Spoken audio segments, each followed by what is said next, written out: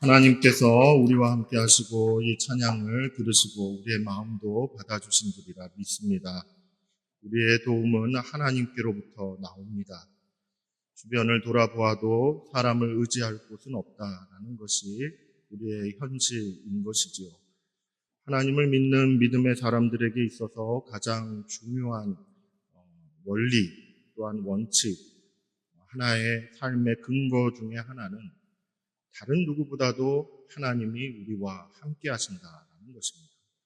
이 세상을 만드신 하나님, 이 세상을 운영하시는 하나님, 이 세상에서 가장 큰 권능과 실력과 지혜를 가지고 우리의 삶뿐만 아니라 이 나라도 다스리시고 온 우주를 다스리시는 그 하나님이 나의 하나님, 여러분의 하나님, 우리의 하나님이시다라는 것이죠.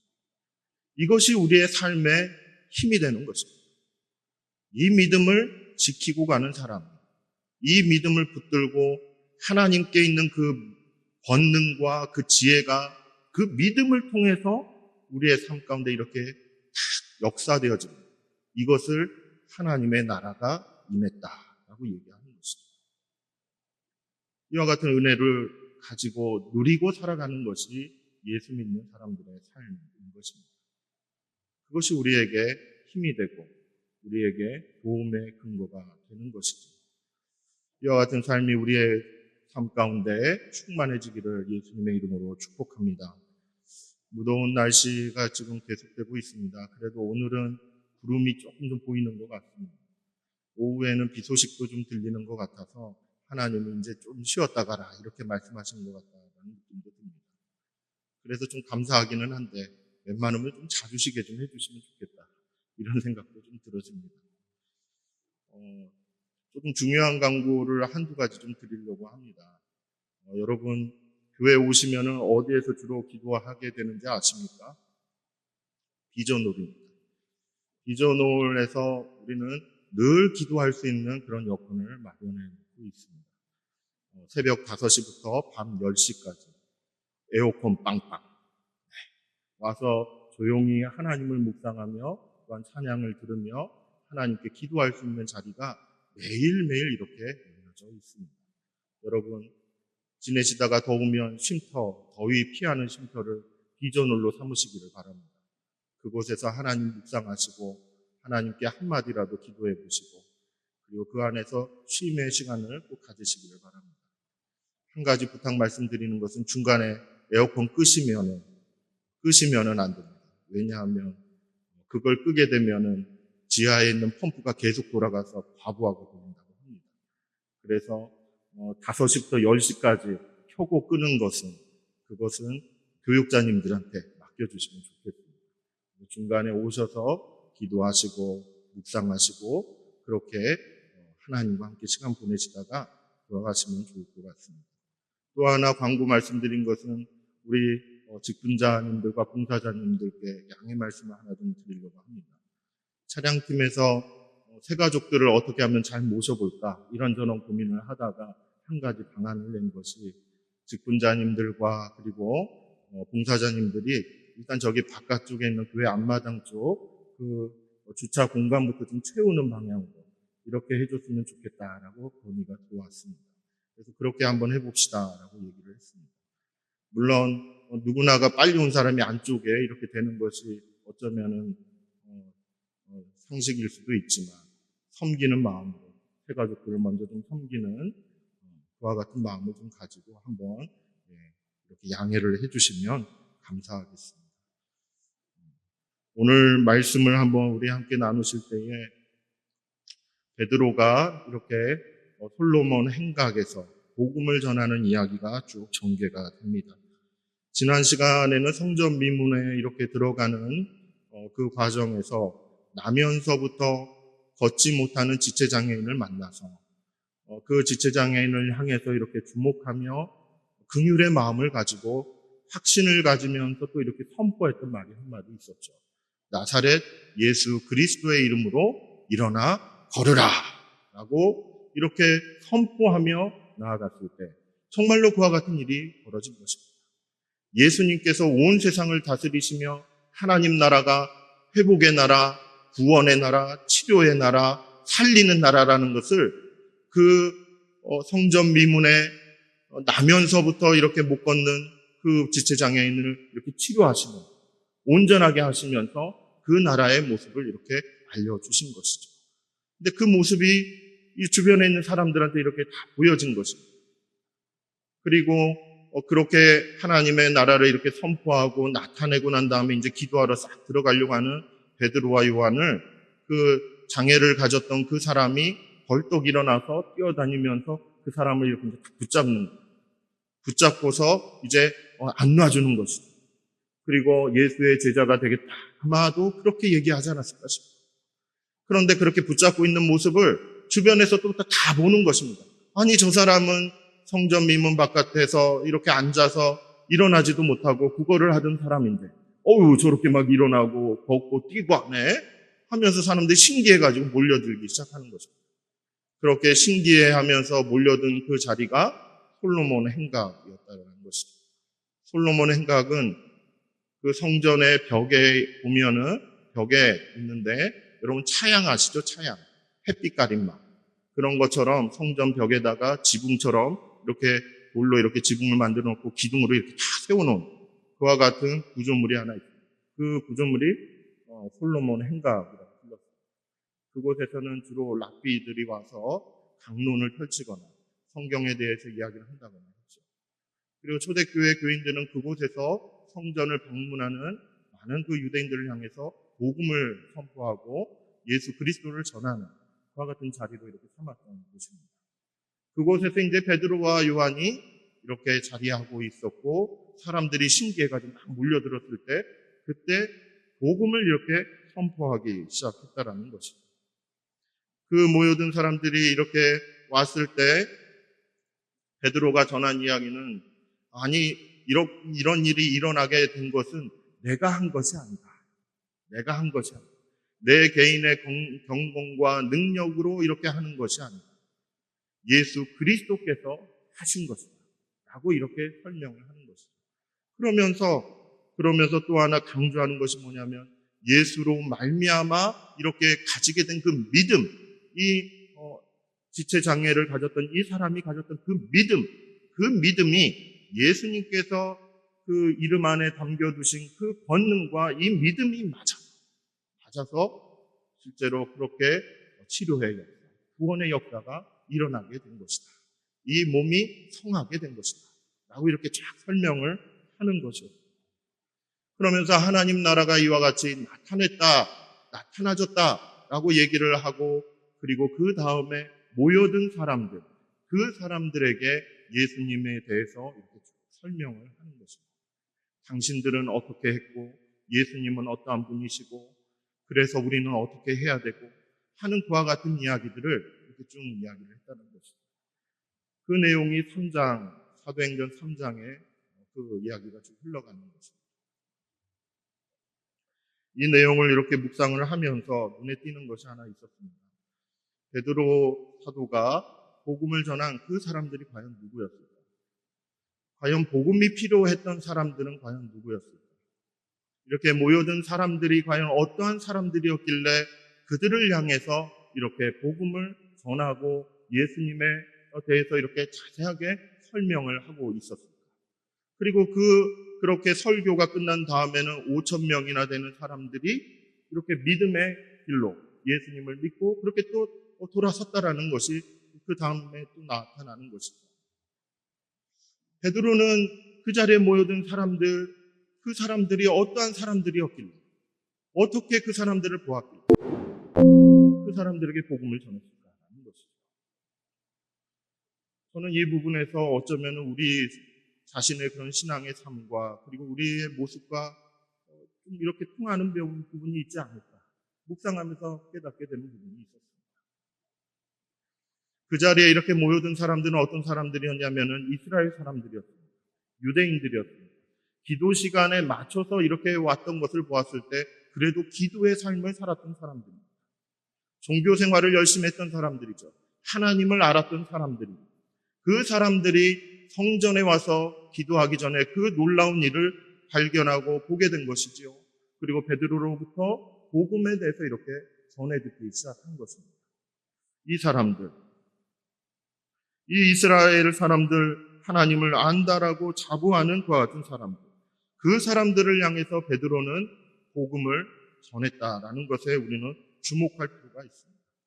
왜냐하면 예수님에 대해서 전혀 모르는 사람들도 아닙니다. 하나님에 대해서도 잘 모르는 사람들도 아닙니다. 잘 아는 사람들이에요. 어쩌면 베드로보다 더 깊은 성경 지식과 그리고 더 넓은 식견을 가지고 얼마든지 반박을 할 수 있는 그와 같은 사람들을 향해서 베드로는 담대하게 선포를 했다는 것입니다. 베드로가 보았던 부분은 어떤 부분이었냐면 이 사람들은 하나님을 알고 있지만은 정작 하나님에 대해서 몰랐다. 거기에 집중을 하고 있습니다. 하나님에 대해서 안다라고 그렇게 주장을 하지만 실제로는 하나님을 몰랐다라는 것입니다. 베드로가 발견한 것은 매일같이 기도하는 그 사람들, 하루에 3번씩 기도하는 그와 같은 사람들, 그 사람들이 하나님을 안다라고 이렇게 주장하며 나온다 할지라도 베드로가 보기에는 하나님을 모른다라고 이렇게 보는 것입니다. 왜냐하면 하나님께서는 예수 그리스도를 보내셔서 십자가에 달려 죽게 하시고 그리고 부활의 그와 같은 은혜를 베푸십니다. 영화롭게 하셨거든요. 그런데 그때 당시에 예수님을 이렇게 죽게 만든 사람들, 그 사람들이 누구인가? 기도하러 오는 사람들입니다. 예수님을 십자가로 내모는 그 같은 사람들이 누구였는가? 성전에서 평상시대로 종교 생활을 열심히 했던 그 사람들입니다. 그 사람들이 하나님이 보내신 예수 그리스도, 그분을 몰라뵀다라는 것입니다. 베드로는 이런 표현까지 씁니다. 생명의 주를 죽였도다 라고까지 이야기합니다. 당신들이 어떤 사람이냐면은 하나님이 보내신 종 예수 그리스도를, 즉 생명의 주를 죽인 사람들이다. 그렇게까지 콕 집어서 얘기를 하면서 복음을 전하기 시작한 것입니다.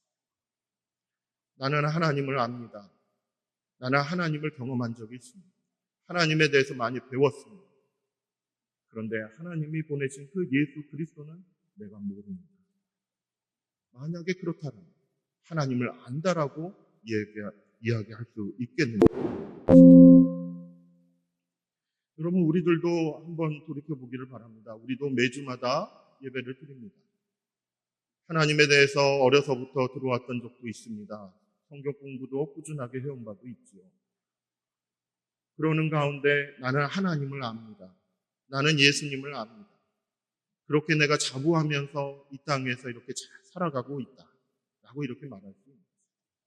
하나님께서 뜻하신 것을 내가 잘 깨닫고 하나님이 인도하시는 그 역사하시는 손길들, 그것들을 내가 잘 분별하면서 그것들을 내가 잘 따라간다라고 말할 수 있을지, 이것들을 한번 돌이켜볼 필요가 있는 것이죠. 왜 유대인들은 예수님을 몰라봤을까라는 생각이 들어지는 것입니다. 왜 유대인들은 예수님을 몰라봤을까요? 예수님은 똑같이 사람의 옷을 입고 몸을 입고 그렇게 오셨어요. 오셔서 똑같이 사람의 몸을 입었기 때문에 그래서 몰라뵀나? 이런 생각도 드는 것이죠. 여러분, 질문 한번 던지고 싶은 게, 만약에 예수님께서 다시 오셨어요.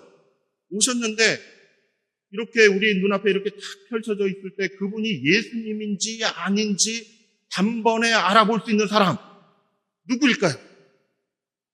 예수님께서 우리 가운데 예수님이 탁 오셨어요. 그런데 그 사람이 예수님인지 아닌지 알아볼 수 있는 사람 누구일까요? 이게 그때 당시에 유대인들에게 주어진 숙제였던 것입니다. 근데 몰라봤다는 거예요. 그런데요, 여러분, 누가복음 2장에 보면 예수님이 아주 아기였을 때, 응애응애하면서 있었던 그 아기였을 때 그 아기 예수님을 알아본 사람이 있습니다. 누가복음 2장에 보면은 시므온이라는 그런 경건한 사람이 있습니다. 그리고 안나 선지자라고 하는 80세가 넘은 과부 선지자가 있었습니다. 예수님을 알아본 것이에요. 아기 예수님이 그분이 하나님의 아들이시요 그리스도이시요 메시아이심을 알아봤다는 거예요. 주변에 있는 많은 사람들은 몰랐는데 그 두 사람은 알아봤다라는 것이죠. 시므온의 경우를 보면은 의롭고 경건한 사람이라고 했습니다. 그리고 성령이 그 위에 있는 자라라고 이렇게 표현하고 있죠. 누가복음 2장 27절에 보면은 성령의 감동으로 성전에 들어가서 예수님을 만난 것을 볼 수가 있습니다. 이것이 무엇을 말하냐면 평상시에는 몰라볼 수 있다는 거예요. 평상시에는 어떠한 이야기를 듣고 예수님에 대해서 배우고 듣고 여러 가지 이야기를 보고 한다 할지라도 몰라볼 수 있다는 거예요. 이해할 수도 없다라는 이야기예요. 그런데 어떻게 하면 알아볼 수 있는가? 어떻게 하면 깨달을 수 있는가? 그것은 성령의 감동이 임했습니다. 성령이 그 위에 임하셨고 그때 알아볼 수 있다는 거예요. 여러분, 우리가 예배의 자리에 나와서 또는 일상의 삶을 살면서 매일같이 큐티하면서 이렇게 말씀 안에서 살아가려고 노력도 하시지요? 근데 그 자리에 성령님이 안 계신다면은 우리는 하나님에 대해서 알 수가 없는 것입니다. 하나님의 음성을 분별할 수가 없는 것입니다. 여러분, 꼭 성령님을 구하시기를 바랍니다. 성령의 감동 아래에서 말씀을 볼 때 예수님을 발견할 수 있는 것입니다. 성령의 감동 아래에서 내 인생을 돌아볼 때에 그 안에서 역사하신 하나님, 나를 지키시는 하나님, 나를 돌보시고 도움을 주시는 그 하나님, 그 하나님의 손길을 발견할 수가 있습니다. 안 보여요, 모르겠어요 하시는 분들, 여러분 꼭 성령을 구하시기를 바랍니다. 성령으로 충만한 그 상태 가운데 예수님이 보여지기 시작한다는 것이죠. 나는 예수님을 믿습니다. 나는 예수님을 믿고 세례를 받았습니다. 그래서 나는 기독교인으로서 하루하루 살아가고 있습니다. 그런데 성령의 충만이 뭔지 모르겠습니다. 성령의 감동, 예전에는 좀 있었던 것 같은데 요즘에는 잘 모르겠습니다. 요즘에는 예수님이 어떤 분이신지 얼른 긴가민가 합니다 하는 것 같은 분들이 있다면 여러분, 무엇이 필요할까요? 복음이 필요한 것입니다. 복음이 필요한 것입니다. 왜냐하면 이스라엘 사람들, 그 베드로 앞에 나왔던 그 유대인들, 그 사람들이 하나님에 대해서 몰랐을까요? 알았다는 사람이죠. 근데 예수님을 몰라봤다라는 것이에요. 그런데 그 사람들을 향해서 베드로는 무엇을 전했습니까? 복음을 전했다라는 이야기. 예수 그리스도가 어떠한 분이신지를 전했다라는 이야기예요. 복음이 필요한 것입니다. 복음은 예수를 안 믿는 사람한테 필요한 것입니다. 어쩌면 예수님을 믿다가 성령의 충만하심을 놓쳐버리고 잃어버리고 살았다. 그런 밋밋한 신앙생활을 하는 그 사람에게 복음이 필요할 수 있다는 것입니다. 나는 하나님을 만난 적이 있습니다. 나는 하나님을 알고 있습니다. 경험한 적이 있습니다. 근데 요즘에는 잘 모르겠어요. 요즘에는 그런 것들이 잘 안 느껴져요. 여러분, 복음이 필요한 것입니다. 다시 한번 복음으로 돌아가야 한다는 것입니다. 하나님을 알았던 그 사람에게 베드로는 복음을 전했습니다. 예수님이 어떤 분이신지 다시 복음으로 돌아올 수 있고 그렇게 전했던 것을 우리는 기억해야 할 것입니다. 다시 복음으로 돌아가 성령의 충만하심을 입고 예수 그리스도를 알아가는 저와 여러분이 되기를 예수님의 이름으로 축복합니다. 에베소서 4장에 보면은 하나님을 아는 일과 하나님을 믿는 일에 하나가 되었다고 얘기해요. 교회라는 곳이 어떤 곳인가? 하나님을 아는 일과 그리고 하나님을 믿는 일에 하나가 되는 곳이 교회인 것입니다. 함께 하나님을 알고 함께 하나님을 믿고 그렇게 그리스도의 장성한 분량에 이르기까지 함께 자라가는 것, 그것이 바로 교회인 것이죠. 우리 연세교회가 그와 같은 교회가 되기를 바랍니다. 더 이상 하나님을 예전에 만났어요 이렇게 얘기하는 것이 아니라 오늘날에도 저는 하나님을 만나고 있습니다. 성령의 충만하신 성령의 감동 아래서 내 삶 가운데, 교회 가운데, 직장 생활 가운데 하나님을 지금 만나고 있습니다. 하나님의 역사하심을 저는 경험하고 있습니다.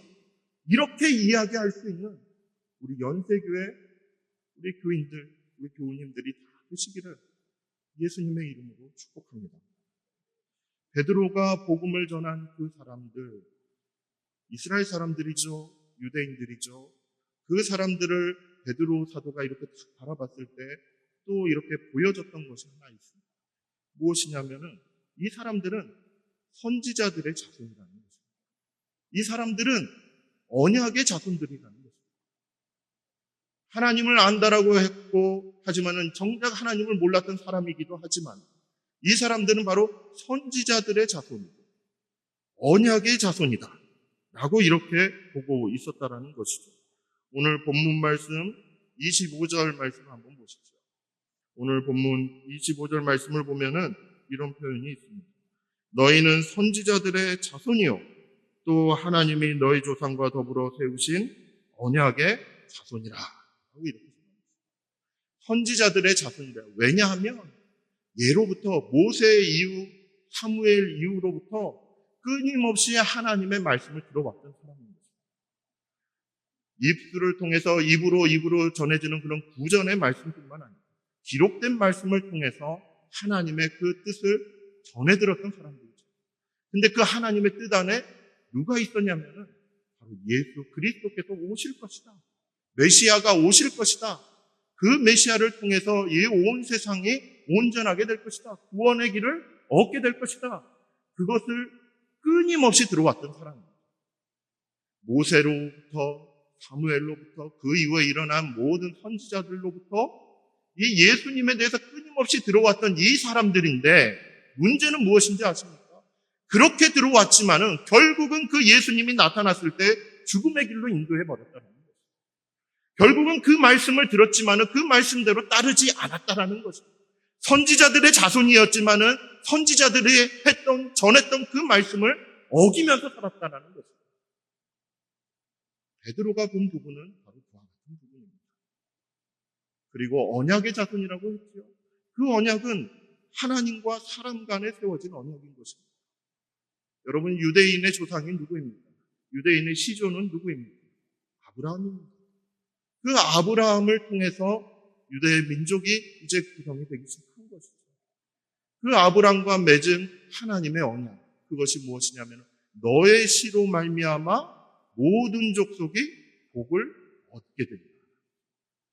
너의 씨로 말미암아 복을 얻게 될 것이다 라고 아브라함을 통해서 이 유대 민족들과 함께 약속을 하신 것이 하나님의 언약입니다. 그 여기서 너의 씨라는 것은 누굴 가리키냐면 물론 본문상에서는 과거에는 이삭을 얘기한다 이런 사람도 있지만 그 너의 씨라는 것은 바로 예수 그리스도를 가리키는 것입니다. 아브라함의 자손들 가운데 흘러 하나님의 그 구원의 길을 열어가는 죄의 문제를 해결해가는 그 하나님의 종, 하나님의 사자, 하나님의 아들 예수 그리스도를 가리키는 것입니다. 그 예수 그리스도를 통해서 복을 얻게 될 것이라는 그 언약을 가진, 그것을 갖춘, 그것을 간직한 자손들. 하지만은 이 자손들이 무엇을 했습니까? 그 언약의 중심이 되는 예수 그리스도를 죽이는, 죽음의 길로 인도하는 그와 같은 악행을 하고 말았다는 것입니다. 베드로가 본 부분은 바로 그와 같은 부분이었습니다. 여러분, 이처럼 이스라엘은 실제로 자신들이 선지자들의 자손이고 언약의 자손의 그 위치에 있었고 그렇다라고 자부하고 있었지만 그에 걸맞지 않는 삶을 살았던 사람들인 것입니다. 이들에게 필요했던 것은 바로 복음이었다는 것입니다. 여러분, 이것이 오늘날 우리에게도 적용될 수 있습니다. 왜입니까? 우리도 사실은 언약의 자손들입니다. 예수님의 그 살과 피로 맺어진 그 새 언약, 그 새 언약을 믿고 받아들이며 그 언약의 테두리 안에서 하나님과 함께 살아가는 믿음의 사람들인 것이죠. 우리도 예수 그리스도 안에 있는 그 새 언약의 자손들인 것입니다. 그 언약은 영원한 언약인 것입니다. 죄인들과 맺은 그와 같은 언약인 것이죠. 구원의 언약인 것입니다. 은혜의 언약인 것입니다.